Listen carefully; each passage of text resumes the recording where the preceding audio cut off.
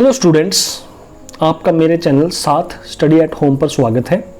आपकी 9वीं कक्षा की सामाजिक विज्ञान इस यूट्यूब चैनल के माध्यम से जारी करवाई जाएगी। उम्मीद है कि ये आपके लिए लाभदायक होगा। अगर आपकी कोई सुझाव हैं तो वो आप कमेंट बॉक्स में दे सकते हैं, और वीडियो अगर आपको अच्छी लगे तो वो आप सब्सक्राइब और शेयर ज़रूर करें। इससे रिलेटेड जो पीडीएफ है वो आप डिस्क्रिप्शन में पीडीएफ लिंक से डाउनलोड कर सकते हैं। धन्यवाद।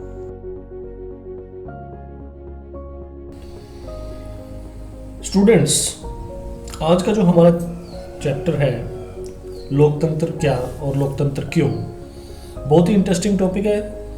इसमें आपको कई देशों के बारे में और वहाँ पर किस प्रकार की व्यवस्था है शासन की, उसको आपको जानने को मिलेगा। तो इस चैप्टर में हम सबसे पहले पढ़ेंगे कि लोकतंत्र की कुछ विशेषताएं।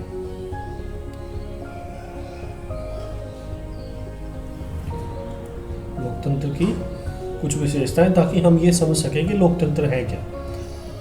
अगर तो हम शाब्दिक अर्थ में देखें, लोकतंत्र को हम दो उसमें तोड़ सकते हैं, लोक और तंत्र। लोक का मतलब क्या है? लोग, ठीक है, और तंत्र का मतलब क्या है? शासन। तो लोगों के द्वारा जो शासन होता है या लोगों के लिए, जैसे अब्राहम लिंकन ने इसकी डेफिनेशन दी है लोकतंत्र की, कि लोकतंत्र लोगों का लोगों के लिए और लोगों के द्वारा शासन है, तो उसको हम लोकतंत्र कहते हैं। इसकी कुछ विशेषताएं हैं जिससे कि हम किसी देश के बारे में ये जान सकते हैं कि वहां पर वास्तव में लोकतंत्र है या नहीं है। तो पहली विशेषता है इसकी कि जो शासक हैं, जो शासन चलाने वाले हैं, उनका चुनाव होना चाहिए। वो कोई ऐसे नहीं होने चाहिए कि जो अपने पुरखों से लेके आ रहे हैं शासन को, अधिकारों को। उनका चुनाव लोगों के द्वारा किया जाना चाहिए। अगर लोगों के द्वारा नहीं है तो सीधी सी बात है कि वहाँ पर लोकतंत्र नहीं है। जैसे म्यांमार, जिसको पहले बर्मा भी कहते थे, हमारा पड़ोसी देश है, तो यहाँ पर सेना का राज है, लेकिन अभी तक था, लेकिन ठीक है ना। अब तो यहाँ पर भी लोकतंत्र की बहाली हो चुकी है। चिली, वहाँ पर भी सेना ने कब्जा कर लिया था, तो उस समय के लिए वहाँ पर लोकतंत्र नहीं था। अब यहाँ पर भी लोकतंत्र की बहाली हो चुकी है। सऊदी अरब, यहाँ पर जो शासक है, ठीक है, वो राजा का परिवार है, ठीक है ना, राजा का परिवार। तो सीधी सी बात है, जो राजा है आगे उसका बेटा या उसके जो सगे संबंधी हैं वही राजा बनेंगे। तो इसका चुनाव लोगों के द्वारा नहीं किया जा रहा, तो हम ये कह सकते हैं कि सऊदी अरब में भी लोकतंत्र नहीं है, ठीक है। वहां पर क्या है? राजतंत्र है, यानी कि राजा का शासन, राजतंत्र। पाकिस्तान और भारत 1947 में दो देश बने, ठीक है। तो वहाँ पर लोकतंत्र हुआ, फिर वहाँ पर बीच बीच में सेना का भी राज आता रहा। सेना ने अपनी तानाशाही वहाँ पर की, जो लोगों के द्वारा चुनी हुई सरकार थी उसको उन्होंने बाहर निकाल दिया, बेदखल कर दिया। तो ऐसा ही काम 1999 में किया गया परवेज मुशर्रफ के द्वारा। उन्होंने नवाज शरीफ, जो कि लोगों के द्वारा चुने हुए प्रधानमंत्री थे, उनको हटाकर उनकी जगह खुद सत्ता पर परवेज मुशर्रफ, जो कि सेना के अधिकारी थे उस समय, पाकिस्तान की सेना के अधिकारी थे, चीफ थे, वो सत्ता पर काबिज हो गए परवेज मुशर्रफ 1999 में। तो उस टाइम के दौरान वहाँ पर भी लोकतंत्र नहीं था, ठीक है। जो सेना है उसका राज था। और फिर इन्होंने, परवेज मुशर्रफ ने अपने शासन को लोकतंत्र में बदलने की कोशिश की जनमत संग्रह के द्वारा। इन्होंने 2002 में जनमत संग्रह करवाया, और इसके द्वारा इन्होंने खुद को राष्ट्रपति 5 साल के लिए चुनने का प्रस्ताव पारित करवाया। तो पहली हमें पता चली विशेषता लोकतंत्र की कि अगर किसी देश में शासकों का चुनाव लोगों के द्वारा किया जा रहा है तो वो देश लोकतांत्रिक है। अगर नहीं किया जा रहा तो गैर लोकतांत्रिक है। दूसरी कि अंतिम निर्णय लेने की जो शक्ति है वो किसके पास है। अगर तो अंतिम निर्णय लेने की शक्ति जनता द्वारा चुने हुए प्रतिनिधियों के पास है तो वो लोकतंत्र है, अगर उनके पास नहीं है तो वो लोकतंत्र नहीं है। जैसे यहाँ पर आप एक ये पिक्चर देखेंगे, आपकी बुक से ही ली गई है, सीरिया। तो सीरिया एक देश है एशिया में। तो सीरिया में ये देखिए डेमोक्रेसी, लोकतंत्र बाहर खड़ा है और अंदर क्या है, सेना। और ये क्या कह रही है, जब तक बाथ पार्टी, वहाँ की जो मेन पार्टी है, की सदस्यता का फॉर्म भरकर उसकी सदस्य नहीं बनोगे तो अंदर नहीं आ सकती। तो निर्णय कौन ले रहा है, सेना ले रही है। और वो निर्णय किस प्रकार का ले रही है कि एक ही पार्टी है और उसी की सदस्यता आपको लेनी पड़ेगी, तभी आप अंदर आ सकते हैं, यानी कि जो आपको अधिकार हैं वो आपको मिल सकते हैं। तो इसका मतलब यहाँ पर अंतिम निर्णय लेने का अधिकार लोगों द्वारा चुने हुए प्रतिनिधियों को नहीं है, तो यहाँ पर लोकतंत्र नहीं है।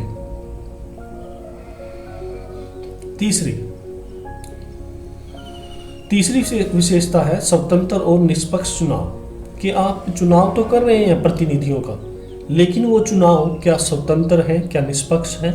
अगर निष्पक्ष यानी कि कोई बिना किसी गड़बड़ी के चुनाव किए जा रहे हैं तो हम उसको लोकतंत्र कहेंगे। अगर चुनाव के दौरान गड़बड़ी करके चुनाव को जीता जा रहा है तो उसको हम लोकतंत्र नहीं कहेंगे, गैर लोकतांत्रिक उसको देश हम कहेंगे।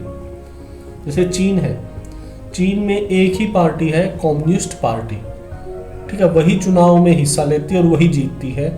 तो इसका मतलब हम सीधी सी बात कह सकते हैं कि वहां पर चुनाव ही नहीं होते, स्वतंत्र। एक ही पार्टी है जो चुनाव में भाग लेती है, तो चुनाव किस चीज के हुए, तो इसका मतलब यहाँ पर लोकतंत्र नहीं है। चीन में मैक्सिको जब आज़ाद हुआ तो आज़ाद होने से 1930 में मैक्सिको आज़ाद हुआ और आज़ाद होने से लेकर 2000 तक, ठीक है, सन 2000 तक वहाँ पर एक ही पार्टी की सरकार आती रही, PRI पार्टी। तो इस PRI पार्टी की सरकार आती रही और ये सरकार कैसे आती रही, क्योंकि ये चुनाव में धांधली करती थी, उनको जीतने के लिए ये अलग अलग प्रकार के हथकंडे अपनाती थी। तो इसका मतलब वहाँ पर भी जो चुनाव हैं वो निष्पक्ष नहीं थे।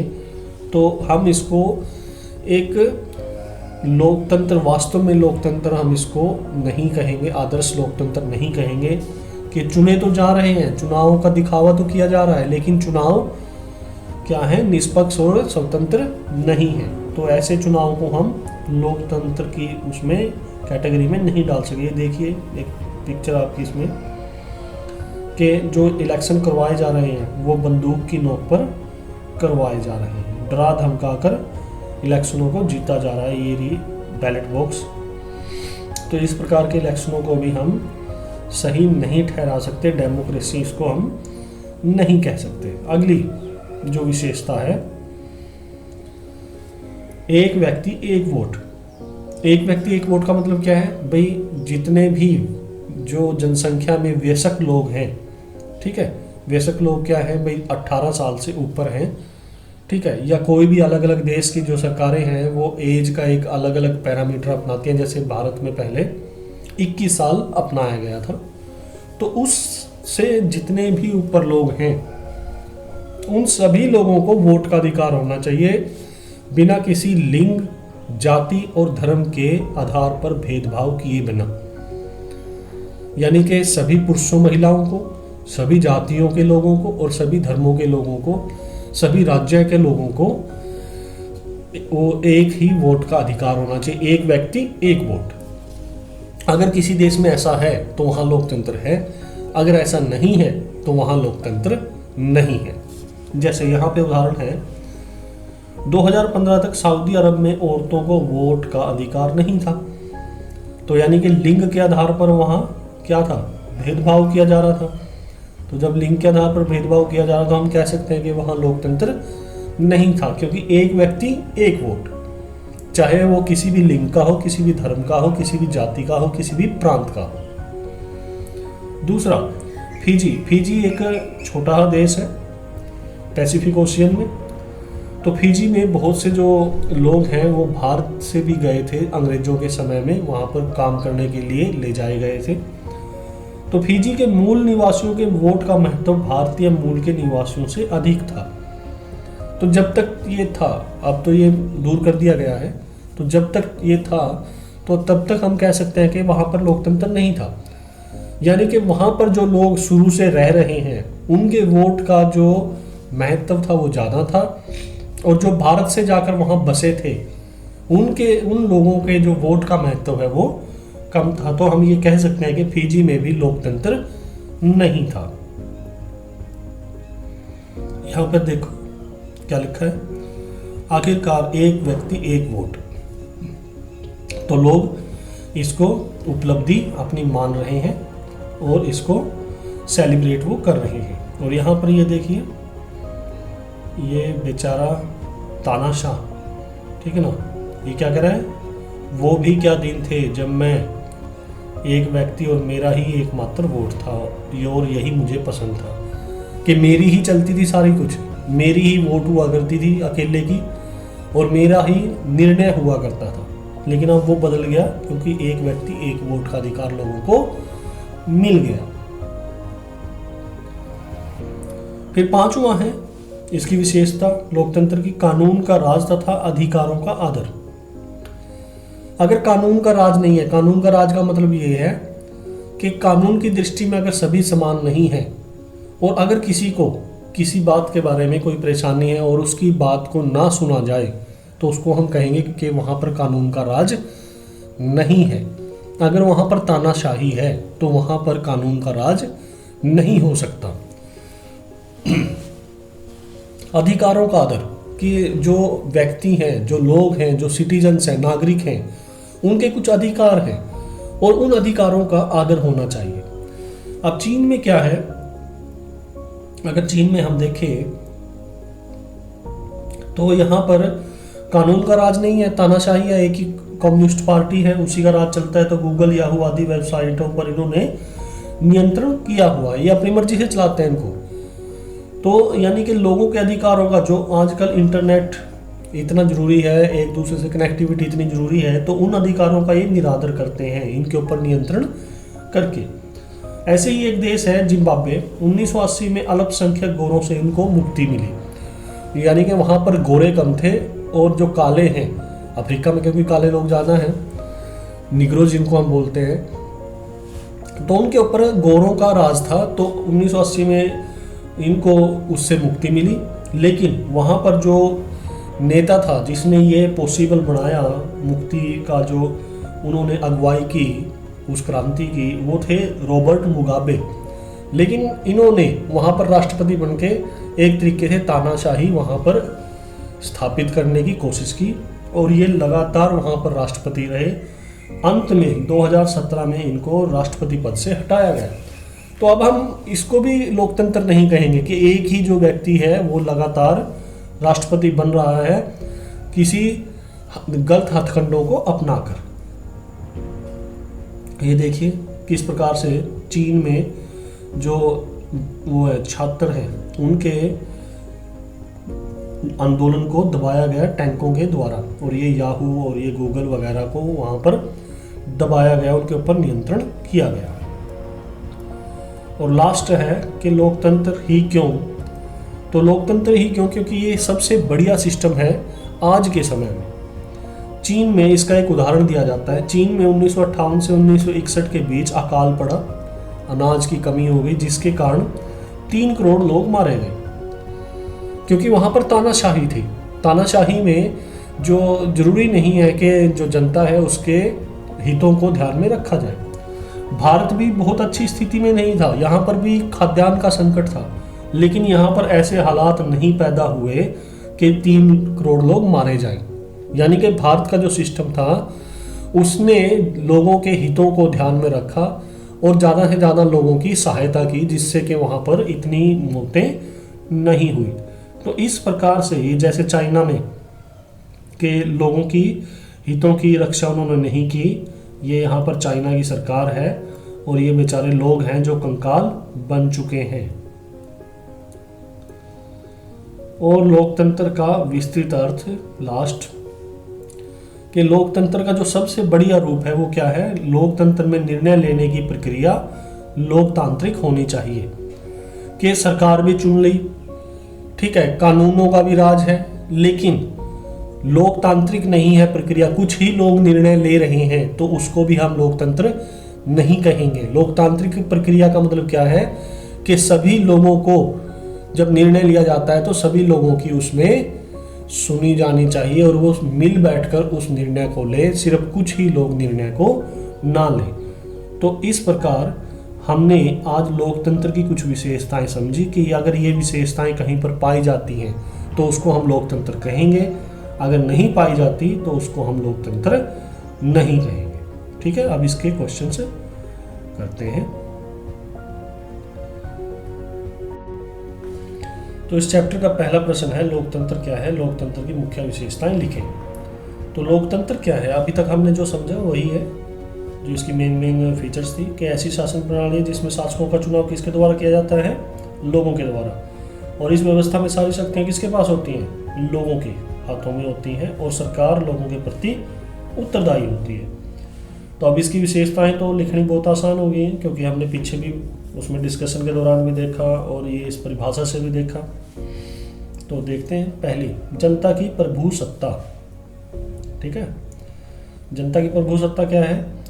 कि लोगों के अंदर ही या लोगों से ही सरकार सारी की सारी शक्तियां लेती है।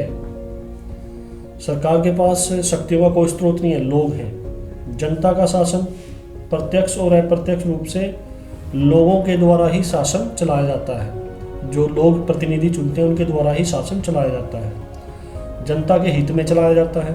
ये नहीं है कि सरकार अपनी मनमानी करेगी, मनमानी करेगी तो अगले इलेक्शन में उसको जनता हरा देगी। समानता, प्रत्येक व्यक्ति को समान समझा जाता है। इसमें जन्म, जाति, शिक्षा, धन आदि के आधार पर भेदभाव नहीं किया जाता। कानून के सामने सभी व्यक्ति समान होते हैं। ऐसा नहीं कि पढ़े लिखे को ज़्यादा कोई विशेष छूट मिलती है और जो अनपढ़ व्यक्ति है उसको कोई दंड मिलता है या उसके अधिकार कम हो जाते हैं।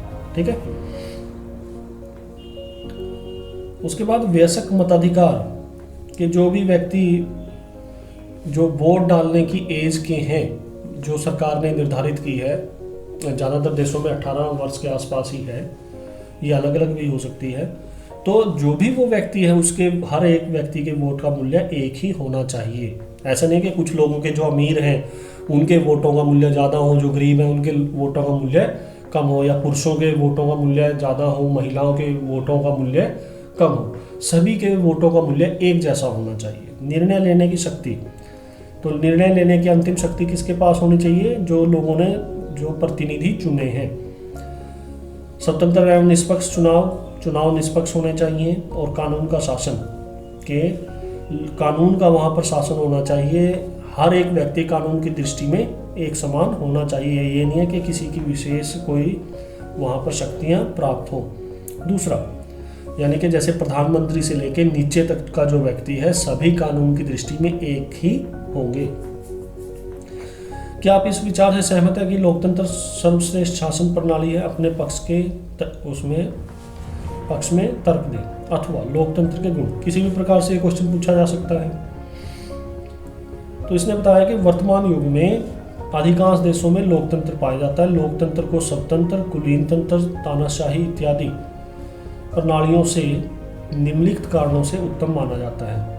ठीक है, तो कुलीन तंत्र यानी कि जो ऊपर के वर्ग है, ठीक है ना, अमीर वर्ग है, या जो पुराने समय से जो वहाँ पर राज करते आ रहे हैं उसको हम कहेंगे, उन लोगों के तंत्र को, शासन को हम कहेंगे कुलीन तंत्र। तानाशाही यानी एक ही व्यक्ति का राज, चाहे वो सेना से हो चाहे वो सेना के अलावा हो। तो यह है, अब क्यों ये इससे बढ़िया है दूसरे तंत्रों से? तो पहला, यह सर्वसाधारण के हितों की रक्षा करता है। तो प्रजातंत्र की विशेषता क्या है? कि लोगों को ध्यान में रखकर ही शासन किया जाता है, उनके हितों की रक्षा की जाती है। यह जन्म आधारित नहीं होता, ऐसा नहीं है कि एक जो व्यक्ति है उसके आगे जो बच्चे हैं वो उसके बाद वहाँ के शासक बनेंगे। जन्म आधारित कुछ नहीं है, आपको चुनाव में खड़ा होना पड़ेगा। अगर चुनाव में जीतते हैं तभी आप वहाँ पर शासन में हिस्सेदारी ले सकते हैं। तीसरा, और जो प्रतिनिधि हैं जनता की इच्छा के अनुसार नहीं चलेंगे उनको जनता अगले इलेक्शन में हटा देगी। तीसरा यह है समानता के सिद्धांत पर आधारित है, यानी कि किसी भी व्यक्ति को जाति धर्म लिंग के आधार पर कोई विशेष अधिकार नहीं दिए जाते और ना ही उनको अधिकार कम दिए जा सकते हैं, सबको समान।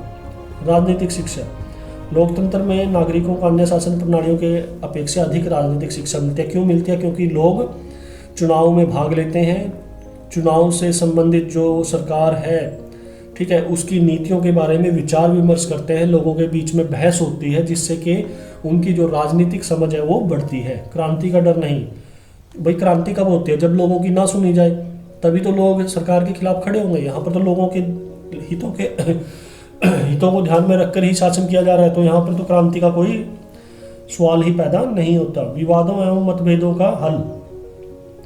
अब जो दूसरे तरीके हैं, मान लो तानाशाही है, वहाँ पर अगर कोई मतभेद है तो तानाशाह उसको दबाने की कोशिश करेगा और जो लोग उसके खिलाफ हैं वो हथियार उठा लेंगे।